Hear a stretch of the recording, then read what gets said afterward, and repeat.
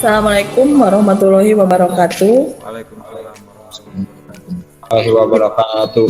Di kegiatan diseminasi budaya positif dalam pendidikan calon guru penggerak angkatan ke-10 di SMK Negeri Situraja, Kabupaten Sumedang, saya Rina Nurputona selaku moderator. Sebelum dimulai acara kegiatan ini, marilah kita membaca doa demi kelancaran kegiatan ini. Berdoa dimulai. Selesai. Nah, untuk pembicara kita kali ini adalah Bapak Yedi Setiadi dari SMKN Situraja. Untuk mempersingkat waktu, saya persilahkan kepada Bapak Yedi Setiadi untuk menyampaikan materi tentang diseminasi budaya positif.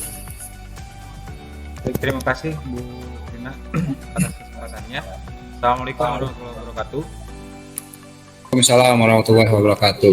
Terima kasih atas kesempatannya. Tentunya di kegiatan ini di dalam kegiatan misi atau aksi nyata di modul 4 calon guru penggerak angkatan 10 dari SMK Negeri Situraja Kabupaten Sumedang, saya di MKOM akan menjelaskan tentang budaya positif. Tentunya di dalam budaya positif tersebut terdapat beberapa manfaat dan tentunya terdapat beberapa kategori tentang budaya positif untuk menunjang budaya positif tersebut.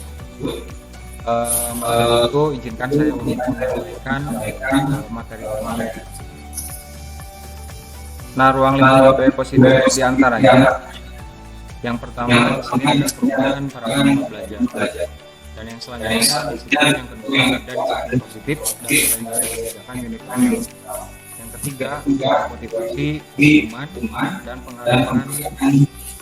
Selanjutnya dan yang keempat ada yang dinamakan dengan keyakinan perasaan.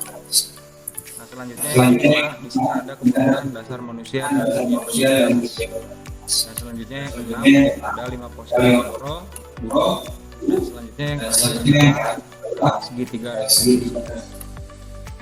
Nah, Bapak Ibu, apakah Bapak Ibu adalah yang pertama pemberian hukuman dapat mendisiplinkan siswa, dan yang kedua apakah pemberian hadiah meningkatkan prestasi siswa, dan yang selanjutnya yang ketiga guru harus memberikan solusi untuk setiap siswa yang bermasalah, dan yang keempat guru berperan sebagai teman bagi siswa.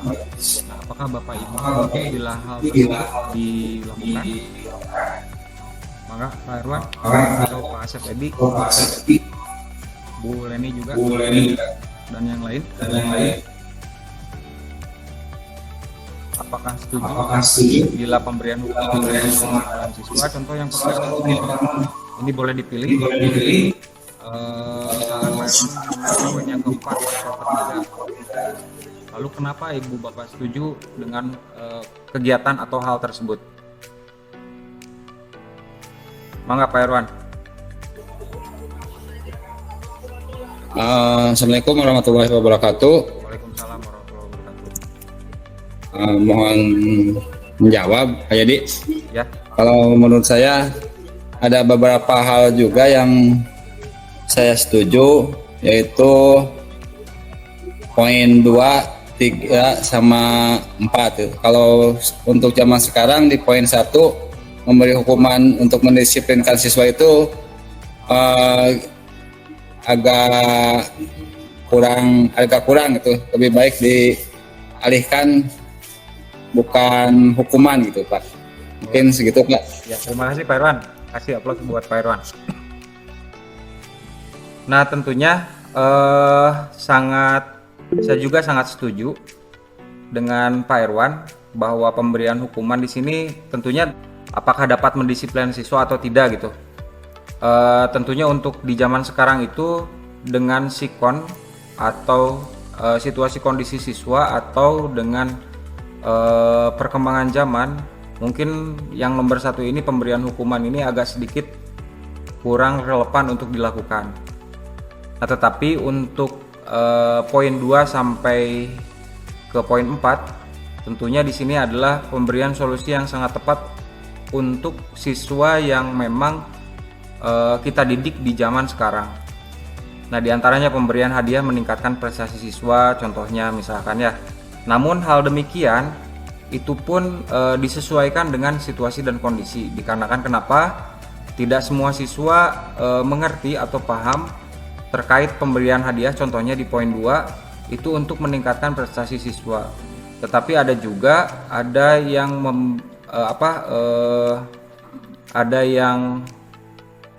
menanggapinya dengan hal-hal lain selain untuk prestasi gitu.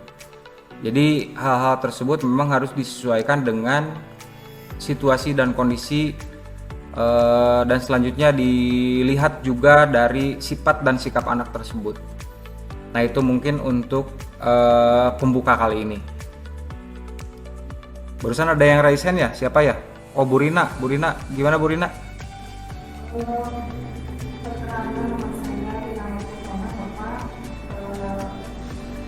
Menurut saya, untuk pemberian hukuman dapat mendisiplinkan siswa itu saya tidak setuju. Kenapa? Karena dengan hukuman siswa bukannya menjadi lebih baik, tapi biasanya siswa itu lebih ke rasa kecewa, ya. Jadi bukan tambah disiplin, tapi siswa itu malah tambah akan kembali seperti semula. Terus untuk yang selanjutnya itu berperan sebagai teman dan siswa yang untuk zaman sekarang, guru diharapkan bukan saja menuntun, membimbing, tapi dia juga harus bisa berperan sebagai teman untuk siswa. Mungkin itu saja Pak Yedi. Terima kasih. Wassalamualaikum warahmatullahi wabarakatuh. Waalaikumsalam warahmatullahi wabarakatuh. Terima kasih Bu Rina atas tanggapannya. Kita lanjut ke slide berikut. Nah, di sini apa itu budaya positif? Bahwa di sini budaya positif itu adalah perwujudan dari nilai-nilai atau keyakinan universal yang diterapkan di sekolah. Keyakinan universal di sini adalah keyakinan yang memang dibuat oleh warga sekolah. Dan selanjutnya diterapkan juga oleh warga sekolah tersebut. Yang pertama di sini adalah perubahan paradigma belajar. Dalam membangun budaya positif, sekolah dapat menyediakan lingkungan yang positif, aman, dan nyaman agar siswa mampu berpikir, bertindak, dan mencipta dengan merdeka, mandiri, dan bertanggung jawab. Dalam perubahan paradigma belajar di sini, perlu digarisbawahi, di sini dijelaskan sekolah dapat menyediakan lingkungan yang positif, aman, dan nyaman. Tentunya kita saat belajar pun memerlukan hal-hal yang demikian gitu ya, agar siswa mampu berpikir, bertindak, dan mencipta dengan merdeka, mandiri, dan bertanggung jawab. Tentunya dalam posisi kita sebagai manajer, sebagai guru, memanage, memantau kegiatan-kegiatan pembelajaran siswa di di lingkungan yang positif, aman, dan nyaman. Nah, selanjutnya ilusi bahwa guru mengontrol siswa, yang tadi saya bilang sebagai manage. Berarti guru itu ada di level manage. Dan yang selanjutnya yang kedua, ilusi bahwa semua penguatan positif, efektif, dan bermanfaat. Dan yang ketiga, ilusi bahwa kritik dan membuat orang merasa bersalah dapat menguatkan karakter. Dan yang keempat di sini, ilusi bahwa orang dewasa memiliki hak untuk memaksa. Masih di perubahan paradigma belajar. Di sini ada pertanyaan, bagaimana seorang bisa berubah dari paradigma stimulus respon kepada pendekatan teori kontrol. Di stimulus respon tentang dunia contohnya misalkan ya. Di sini yang pertama ada poin realitas atau kebutuhan. Dan selanjutnya yang kedua ada juga semua orang melihat hal yang sama. Dan selanjutnya yang ketiga, kita mencoba mengubah orang agar berpandangan sama dengan kita. Selanjutnya perilaku buruk dilihat sebagai suatu kesalahan. Dan selanjutnya orang lain bisa mengontrol saya contohnya ya. Dan selanjutnya saya bisa mengontrol orang lain juga. Pemaksaan ada pada saat bujukan gagal. Model berpikir menang atau kalah. Sementara di teori kontrol tentang dunia di sini realitas, kebutuhan. Selanjutnya setiap orang memiliki gambaran yang berbeda. Kita berusaha memahami pandangan orang lain tentang dunia. Semua perilaku memiliki tujuan. Hanya Anda yang bisa mengontrol diri Anda. Anda tidak bisa mengontrol orang lain. Kolaborasi dan konsensus menciptakan pilihan-pilihan baru. Model berpikir menang-menang gitu. Nah, sekarang perbedaan antara stimulus respon dan selanjutnya ke teori kontrol, bahwa manusia ini bisa dibedakan antara stimulus respon di sini dengan teori kontrolnya. Contoh yang pertama, realitas kebutuhan. Untuk teori kontrolnya sama, realitas kebutuhan. Namun yang kedua di sini, semua orang melihat hal yang sama. Padahal realnya atau kenyataannya setiap orang itu memiliki gambaran yang berbeda. Itu contohnya gitu. Dan berikut juga yang ketiga di sini, kita mencoba mengubah orang agar berpandangan sama dengan kita. Tetapi di teori kontrolnya di sini kita berusaha memahami pandangan orang lain tentang dunia gitu ya. Nah, artinya antara perbedaan dari stimulus di sini berarti menstimulus. Kalau misalkan teori kontrol di sini adalah hal-hal yang memang harus terkontrol gitu. Nah, selanjutnya untuk yang kedua itu ada disiplin positif. Di sini disiplin positif menurut Bapak Ki Hajar Dewantara menyatakan bahwa untuk menciptakan siswa yang merdeka, maka syarat utama harus mempunyai disiplin yang kuat, yaitu disiplin diri yang berasal dari motivasi internal di dalam dirinya sendiri. Jika tidak mempunyai motivasi internal, maka diperlukan motivasi eksternal atau orang lain untuk mendisiplinkannya. Termasuk motivasi eksternal di sini adalah kita sebagai guru. Dan selanjutnya, menurut Diana Goosen, menyatakan bahwa kata disiplin berasal dari bahasa Latin yang berarti belajar gitu ya. Nah, selanjutnya tujuan disiplin positif di sini adalah untuk menanamkan motivasi kepada semua siswa kita agar mereka menjadi orang yang mereka inginkan dan menghargai diri sendiri dengan nilai-nilai yang mereka percaya. Artinya di sini tadi dijelaskan tujuannya adalah menanamkan motivasi kepada semua siswa. Dikasih motivasi dulu agar mereka menjadi orang yang mereka inginkan. Nah, selanjutnya di sini ada nilai-nilai kebijakan universal. Sesuai dengan profil pelajar Pancasila, bahwa di sini terdapat beberapa poin, diantaranya mandiri, beriman, bertakwa kepada Tuhan Yang Maha Esa, berakhlak mulia, kebinekaan global, bergotong royong, kreatif, dan bernalar kritis. Nah, selanjutnya yang ketiga di sini ada motivasi perilaku manusia. Motivasi perilaku manusia terdapat 3 bagian, diantaranya yang pertama menghindari ketidaknyamanan atau hukuman, yang kedua mendapat imbalan atau penghargaan, dan yang ketiga menghargai diri dan menjadi orang yang mereka inginkan. Menghindari ketidaknyamanan atau hukuman. Menghindari ketidaknyamanan tentunya kita juga pernah berada di fase tersebut ya, mendapatkan imbalan atau penghargaan. Kita juga mengalami hal-hal tersebut lah. Dan selanjutnya menghargai diri dan menjadi orang yang mereka inginkan juga sama. Kita perilaku-perilaku tersebut tentunya telah kita lalui lah. Nah, selanjutnya di sini ada hukuman, konsekuensi, dan restitusi. Di sini diperlihatkan di depan bahwa hukuman itu seperti apa, konsekuensi itu seperti apa, dan restitusi itu seperti apa. Saya contohkan ke poin yang pertama, bahwa hukuman di sini sesuatu yang menyakitkan harus terjadi. Sementara konsesinya di sini harus didisiplinkan ya, di atas ada. Konsekuensi dan restitusi itu adalah tentunya untuk menunjang kedisiplinan. Nah, selanjutnya berdasarkan bagian di atas, berikut adalah penjelasan tentang hukuman, konsekuensi, dan restitusi.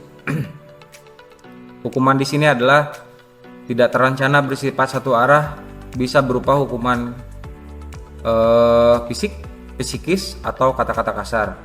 Konsekuensi bersifat terencana, sudah disepakati, bentuk-bentuk konsekuensi dibuat oleh pihak guru atau sekolah. Selanjutnya, restitusi adalah proses menciptakan kondisi bagi murid untuk memperbaiki kesalahan mereka, sehingga mereka bisa kembali pada kelompok mereka dengan karakter yang lebih kuat. Nah, artinya untuk hukuman di sini dan konsekuensi itu adalah bagian dari aturan-aturan yang harus memang ditegakkan di sekolah gitu. Sementara restitusi di sini yaitu adalah bagaimana caranya si anak tersebut bisa kembali ke siswa yang memang seharusnya gitu, tanpa setidaknya menghindari kegiatan-kegiatan negatif yang bisa menghukum mereka. Nah, selanjutnya konsekuensi atau hukuman. Saya contohkan di kegiatan-kegiatan di sekolah. Contoh yang pertama, mencatat 100 kali di dalam buku kalimat. Saya tidak akan terlambat lagi, contohnya, karena terlambat ke sekolah. Selanjutnya lari mengelilingi lapangan, contohnya. Terus selanjutnya membersihkan coretan-coretan yang dibuat di meja gara-gara tangannya yang usil gitu ya. Dan selanjutnya murid diminta untuk push up 15 kali karena tidak menggunakan masker ke sekolah, contoh di zaman Covid dulu. Dan selanjutnya berdiri di depan kelas sambil mengangkat satu kaki, contoh. Dan hal-hal yang lain. Itu contoh konsekuensi atau hukuman. Nah, selanjutnya dihukum oleh penghargaan. Tentunya dari aktivitas penghukuman oleh penghargaan terdapat hal-hal yang memang dapat berdampak terhadap anak tersebut. Yang pertama, pengaruh jangka pendek dan jangka panjang. Yang kedua, penghargaan tidak efektif. Dan selanjutnya penghargaan merusak hubungan. Penghargaan mengurangi ketepatan. Penghargaan mengurangi kualitas. Dan selanjutnya penghargaan mematikan kreativitas. Dan selanjutnya penghargaan juga menghukum. Dan selanjutnya motivasi diri dalam diri atau intrinsik. Nah, selanjutnya kita masuk ke materi keyakinan kelas. Mengapa keyakinan kelas bukan peraturan kelas? Perlu Bapak Ibu ketahui bahwa untuk keyakinan dan peraturan kelas itu sangat berbeda halnya. Keyakinan kelas nanti saya akan jelaskan seperti apa, dan selanjutnya peraturan kelas itu seperti apa. Mungkin peraturan kelas di sini yang sering Bapak dan Ibu lakukan di kelas. Nah, di sini saya contohkan untuk keyakinan kelas yang dilibatkan dengan kegiatan keseharian. Contoh yang pertama, mengapa kita memiliki peraturan tentang penggunaan helm pada saat mengendarai kendaraan roda 2 atau motor? Tentunya saat kita mengalami contoh kecelakaan pada kendaraan, tentunya si helm tersebut dapat melindungi dari kepala kita contohnya. Dan selanjutnya, mengapa kita memiliki peraturan tentang penggunaan masker dan mencuci tangan setiap saat pada zaman Covid nih? Tentunya berdampak untuk terhindarnya dari virus atau penyakit. Nah, tentunya kalau misalkan kita kaitkan kalimat tersebut, kita sandingkan dengan keadaan kita di kelas sebagai keyakinan kelas. Contoh misalkan Bapak dan Ibu sering memberi peraturan jangan terlambat. Jangan terlambat tersebut kalau misalkan nanti disepakati oleh anak-anak sehingga bisa dijadikan sebagai keyakinan kelas di kelas tersebut. Kalau misalkan jangan terlambat itu adalah sebuah peraturan dari Bapak dan Ibu, berarti keyakinan kelas dirubah kalimatnya menjadi datang tepat waktu, itu contohnya. Dan hal-hal tersebut memang sebenarnya peraturan-peraturan juga gitu, tetapi disepakati oleh seluruh siswa dan diyakinkan kepada siswa, sehingga hal tersebut menjadi hal-hal yang memang terbiasa harus dilakukan di setiap harinya di sekolah atau di kelas. Nah, di sini keyakinan kelas dibuat berdasarkan kesepakatan antara guru dan siswa dan bersifat universal. Arti universal di sini berarti disesuaikan dengan kondisi atau di lingkungan sekolah. Selanjutnya dengan kondisi siswa. Dan selanjutnya yang kedua, di sini peraturan biasanya dibuat oleh guru bersifat satu arah kalau peraturan. Tetapi kalau misalkan keyakinan kelas disepakati gitu. Yang tadi saya sudah jelaskan di awal. Nah, selanjutnya prosedur pembentukan keyakinan kelas. Bahkan bisa dibuat juga untuk keyakinan sekolah gitu ya. Yang pertama di sini mempersilahkan warga sekolah atau siswa untuk mencurahkan ide tentang peraturan yang akan disepakati. Dan selanjutnya mencatat semua masukan nih. Dan selanjutnya ganti kalimat negatif tersebut yang tadi saya contohkan. Contoh misalkan jangan datang terlambat. Berarti itu kalimat negatifnya. Menjadi kalimat positif menjadi datang tepat waktu. Itu contohnya. Dan banyak hal-hal yang lain bisa dijadikan sebagai keyakinan kelas tersebut. Nah, selanjutnya tinjau kembali curahan pendapat yang terkumpul dan susun menjadi keyakinan kelas atau sekolah. Contoh, Bapak Ibu sudah menanyakan kepada siswa-siswa yang ada di kelas, kira-kira peraturan apa saja yang memang harus kita lakukan di mata pelajaran saya. Contohnya misalkan, anak-anak itu menjawab dilarang telat masuk kelas. Terus selanjutnya memperhatikan guru selama pembelajaran, dan selanjutnya dilarang mengganggu teman misalkan saat pembelajaran.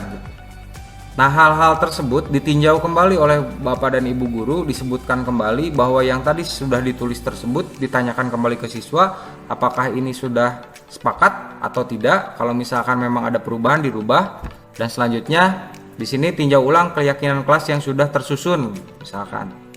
Ditinjau ulang kembali dan selanjutnya meninjau dan menyetujui dengan menandatanganinya. Nah, selanjutnya keyakinan kelas tersebut ditempel di dinding kelas seperti struktur organisasi Bapak Ibu. Jadi kalau misalkan memang ada anak yang memang melanggar, keyakinan kelas tersebut memang sudah terpampang di depan. Dan saya ulas kembali yang peraturan-peraturan tadi yang disebutkan oleh siswa, contohnya tidak boleh mengganggu teman gitu ya, dirubah dulu menjadi kalimat positif supaya nanti pas ditampilkan di depan itu bukan sebuah aturan gitu, tapi sebagai sebuah keyakinan dari keseluruhan anggota kelas, sehingga bisa terbentuk budaya positif di sekolah kita. Dan selanjutnya, kebutuhan dasar. Semua yang dilakukan setiap manusia tentunya mempunyai tujuan, yaitu untuk mendapatkan apa yang diinginkan. Itu menurut Dr. William Glasser. Nah, di sini terdapat 5 kebutuhan dasar manusia, yaitu yang pertama, kebutuhan bertahan hidup, kebutuhan cinta dan kasih sayang, kebutuhan untuk diterima maksudnya ya, dan selanjutnya yang ketiga kebutuhan penguasaan, kebutuhan kebebasan, dan selanjutnya yang terakhir di sini adalah kebutuhan kesenangan. Dan kita sebagai manusia tentunya mempunyai 5 kebutuhan dasar tersebut. Nah, selanjutnya dunia berkualitas. Siapakah orang-orang yang paling penting dalam hidup Anda? Dan selanjutnya nilai-nilai kebajikan apa yang terpenting dalam hidup Anda. Selanjutnya kalau Anda menjadi orang-orang yang ideal, karakter atau sifat apa yang harus Anda paling inginkan ada pada diri Anda. Selanjutnya apa pencapaian Anda yang Anda sangat banggakan. Selanjutnya apa pekerjaan ideal bagi Anda. Itu contoh-contoh dari pertanyaan-pertanyaan yang memang menuntut keinginan-keinginan kita di dunia ini contohnya, sehingga dari keinginan-keinginan tersebut bisa menjadikan motivasi kita, tentunya motivasi positif untuk kualitas diri kita. Nah, kita masuk ke poin ke-6, yaitu adalah 5 posisi kontrol guru. Di sini guru bisa sebagai penghukum, pembuat rasa bersalah, dan selanjutnya bisa sebagai teman, bisa sebagai pemantau, bisa juga sebagai manajer. Nah, di sini Bapak Ibu tentunya yang selama ini sudah dilakukan ada di level mana gitu? Apakah sebagai penghukum, membuat merasa bersalah, teman, pemantau, atau manajer? Dan tentunya Bapak Ibu tahu sendiri kalau misalkan memang sebagai penghukum itu dampaknya seperti apa? Yang tadi Pak Irwan bilang di awal, sebagai pembuat rasa bersalah itu seperti apa? Sebagai teman juga memang agak kurang relevan gitu ya. Dan selanjutnya pemantau atau di posisi manajer. Dan alangkah baiknya kita itu sebagai guru tentunya berada di posisi manage. Namun hal tersebut juga harus disesuaikan dengan kondisi siswa kita atau kondisi sekolah kita. Tentunya kalau misalkan berada di level sekolah dasar itu harus berada di posisi kontrol apa gitu.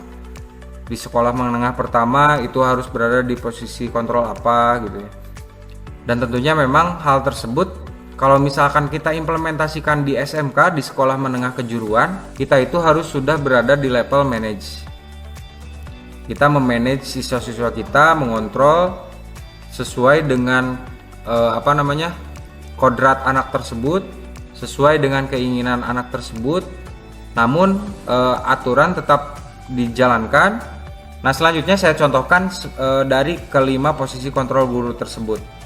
Contoh, kita menghukum nih, menunjuk-nunjuk, berkaca pinggang, contohnya membentak gitu ya, atau memberi hukuman fisik atau verbal. Tentunya dampaknya di sini anak menjadi pendendam gitu.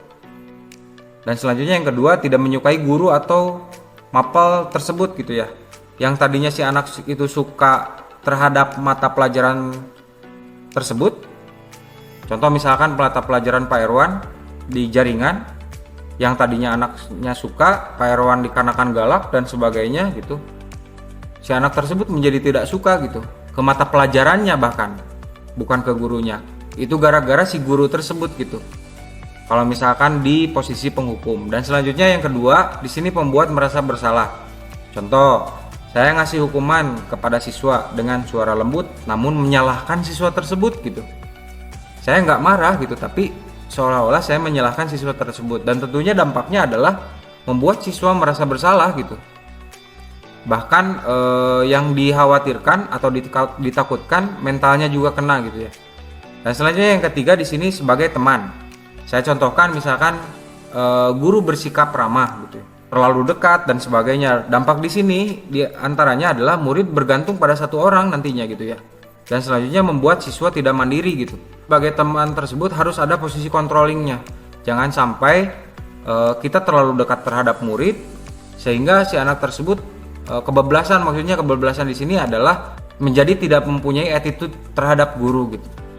Dan selanjutnya di posisi pemantau, contoh nada bicara dan ekspresi datar gitu.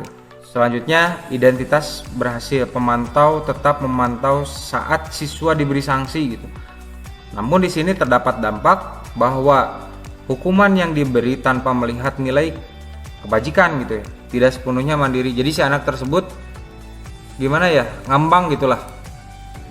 Nah selanjutnya di posisi manajer, di posisi terakhir di sini kita melakukan aktivitas suara netral gitu ya, tercipta identitas positif, berhasil gitu. Selanjutnya mengajukan pertanyaan-pertanyaan bermakna gitu. Selanjutnya membantu siswa memecahkan masalah. Contoh misalkan siswa tersebut melakukan kesalahan, namun kita itu tidak memberikan hukuman, tapi justru memberikan pertanyaan. Contohnya misalkan kenapa hal tersebut bisa sampai terjadi gitu ya. Selanjutnya juga jangan lupa untuk memberikan solusi. Itu contoh di level manage. Nah selanjutnya yang ketujuh, ini yang terakhir ya, di segitiga restitusi. Segitiga restitusi di sini adalah proses menciptakan kondisi bagi peserta didik untuk memperbaiki kesalahan mereka sehingga mereka bisa kembali pada kelompok mereka dengan karakter yang lebih kuat. Nah terdapat 3 poin di segitiga restitusi ini. Yang pertama menstabilkan identitas, yang kedua validasi tindakan yang salah, dan yang selanjutnya menanyakan keyakinan. Contoh yang tadi saya jelaskan, menstabilkan identitas. Misalkan si anak itu mempunyai amarah terhadap temannya sendiri gitu. Kita panggil si anak tersebut, kita stabilkan dulu si anak tersebut gitu. Jangan sampai di posisi yang memang masih mentalnya atau emosinya masih di atas gitulah. Selanjutnya validasi tindakan yang salah.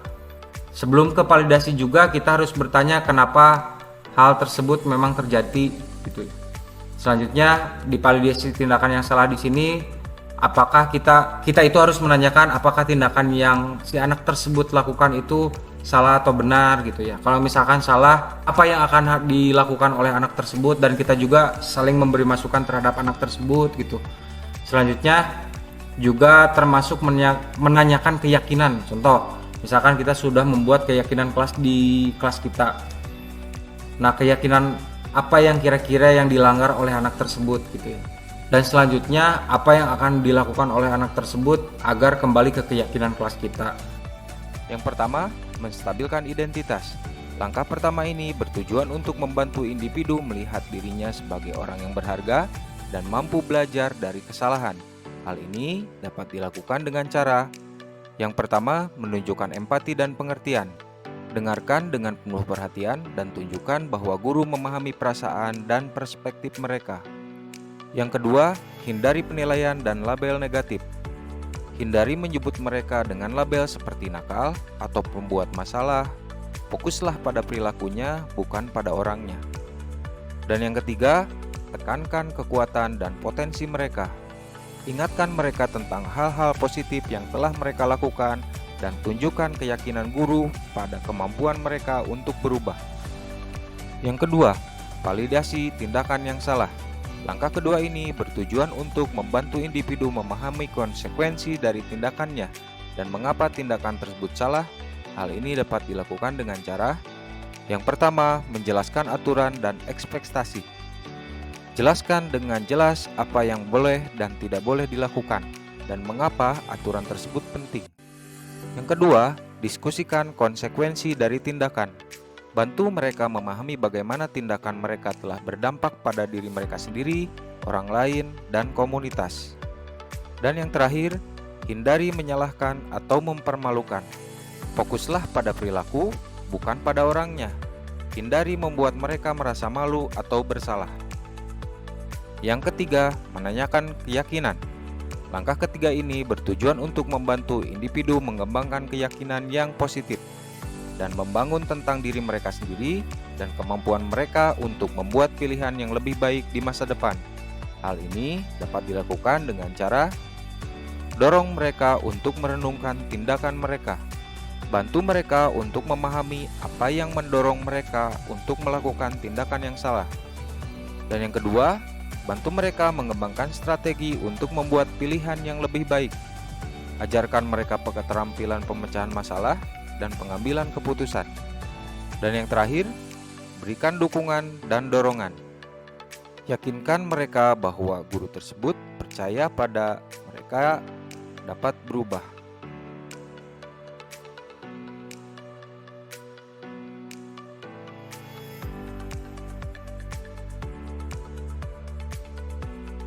Selamat pagi, Pak. Selamat pagi Nopi, silakan duduk. Kamu tahu kenapa Bapak panggil ke sini? Mungkin berkaitan dengan tugas, Pak. Ya, betul. Tapi kamu kemarin masuk kan? Iya, Pak, masuk. Tapi saya tidak mengumpulkan tugas, Pak. Oh iya. Nopi, semua orang pernah melakukan kesalahan, termasuk saya pribadi. Namun, seperti tindakan kita pasti ada alasannya. Tentunya Nopi melakukan hal tersebut pasti ada alasannya ya. Kira-kira mengapa Nopi sampai melakukan hal tersebut? Saya capek dan mengantuk, Pak. Soalnya malamnya scroll TikTok sampai jam 12 malam. Aduh. Akhirnya saat pelajaran jadi ngantuk. Oh gitu ya. Tapi Nopi masih ingat nggak keyakinan kelas kita? Masih, Pak? Nah, kalau masih ingat, kira-kira yang Nopi lakukan itu sudah sesuai dengan keyakinan kelas atau belum? Belum, Pak. Nah, kira-kira kalau misalkan belum, terkait dengan keyakinan kelas yang mana? Selalu bertanggung jawab, Pak. Oh, nah ternyata tahu gini ya. Lalu, apakah kamu punya solusi untuk masalah yang ini? Iya, Pak. Pertama, saya minta maaf karena tidak mengumpulkan tugas. Dan yang kedua, saya tidak akan tidur terlalu malam. Dan yang ketiga, saya akan mengerjakan tugas dari Bapak dan akan saya kumpulkan besok pagi. Baik, Bapak apresiasi untuk tanggung jawab Nopi. Dan selanjutnya mudah-mudahan apa yang disebutkan barusan sama Nopi bisa diimplementasikan dengan sebaik-baiknya. Terima kasih, Pak. Ya, Terima kasih, Pak. ya. Assalamualaikum warahmatullahi wabarakatuh. Perkenalkan, nama saya Novianti Roliani. Saya dari kelas 10 JKT 2. Saya senang sekali diajak diskusi oleh Pak Yedi sehingga saya diingatkan tentang kewajiban mengerjakan tugas dan saya akan lebih semangat untuk belajar. Terima kasih. Wassalamualaikum warahmatullahi wabarakatuh.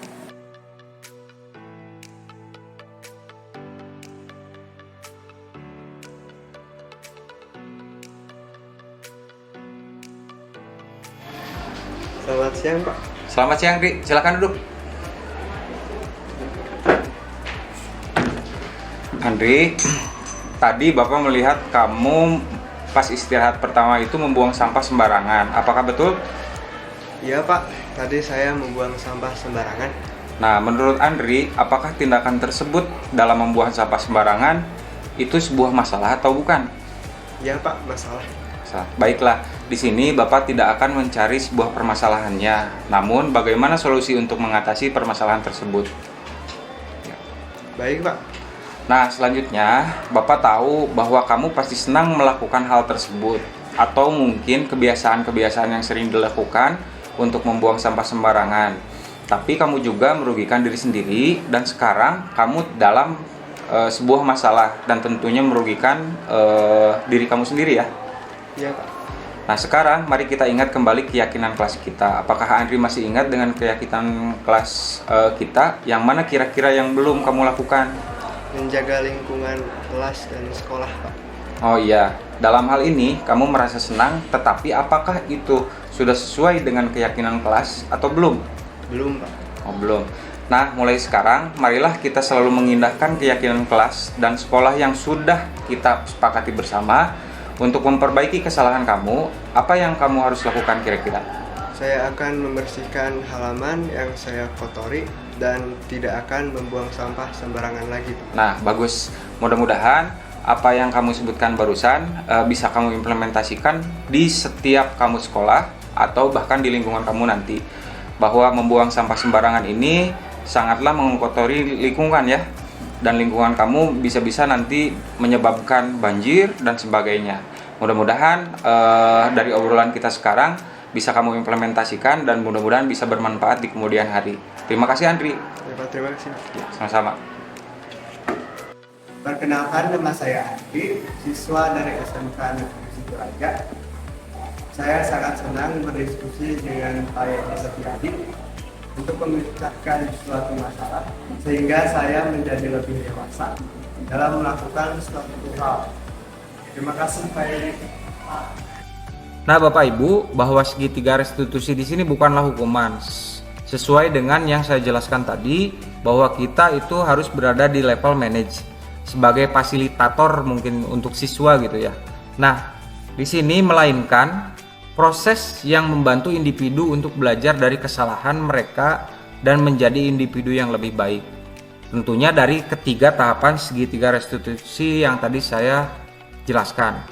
Di antaranya adalah yang pertama menstabilkan identitas, validasi tindakan yang salah, dan selanjutnya menanyakan keyakinan. Nah, dari hal tersebut saya bisa mengambil kesimpulan bahwa dalam penerapan program disiplin positif, hendaknya guru memiliki standar kepribadian, profesional, dan sosial yang baik, di mana guru mampu merefleksi dirinya dalam posisi kontrol saat ini. Bagaimana perjalanan diri sebagai among atau manage? Nah, di sini dijelaskan sebagai manage ya Pak Bu, yang menuntun murid-muridnya menjadi insan yang mandiri, merdeka, dan bertanggung jawab. Bahwa kita itu harus berada di level manage yang menuntun murid-muridnya sesuai dengan kodratnya tentunya untuk menjadi insan yang mandiri, merdeka, dan bertanggung jawab. Nah, itu mungkin tentang pemaparan budaya positif dari saya. Barangkali ada tanggapan dari Bapak Ibu guru yang lain. Silahkan Pak Erwan. Ya, silahkan Pak Erwan. Bismillahirrahmanirrahim. Terima kasih Pak Yedi atas paparannya. Ada yang mau saya tanyakan tentang keyakinan kelas.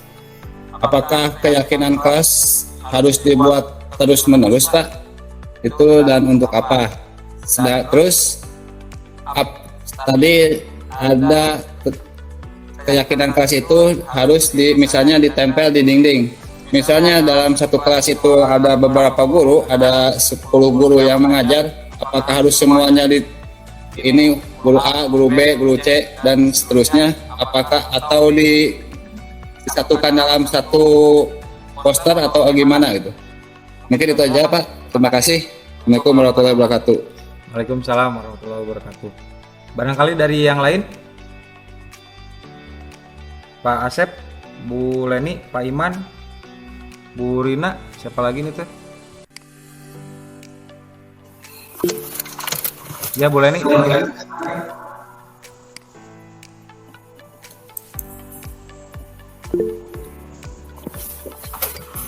Ya, silakan Bu Leni. Halo, ada suaranya? Ada. Assalamualaikum warahmatullahi wabarakatuh.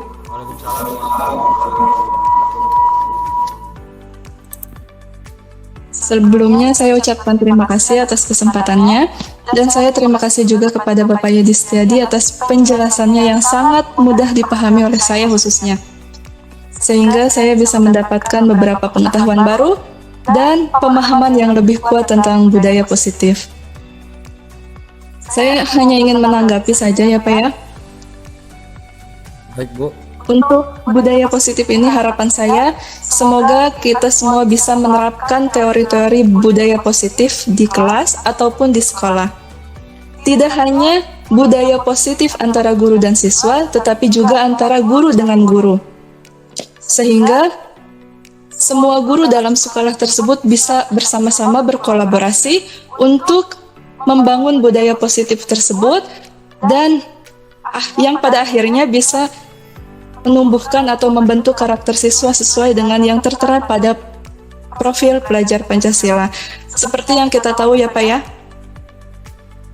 karena kan pemberian pembelajaran atau pendidikan kepada siswa itu tidak hanya melalui perintah secara verbal, tetapi juga kita harus memberikan tindakan yang positif yang bisa dijadikan contoh untuk anak-anak siswa, anak-anak kita di sekolah gitu. Seperti itu harapan saya. Terima kasih. Wassalamualaikum warahmatullahi wabarakatuh. Waalaikumsalam warahmatullahi wabarakatuh. Satu lagi mungkin ya. Terima kasih Bu Leni atas tanggapannya. Saya akan menanggapi dulu yang pertama untuk yang Pak Erwan tadi tuh apakah keyakinan kelas itu harus harus dibuat terus menerus gitu Pak Erwan ya? Iya Pak.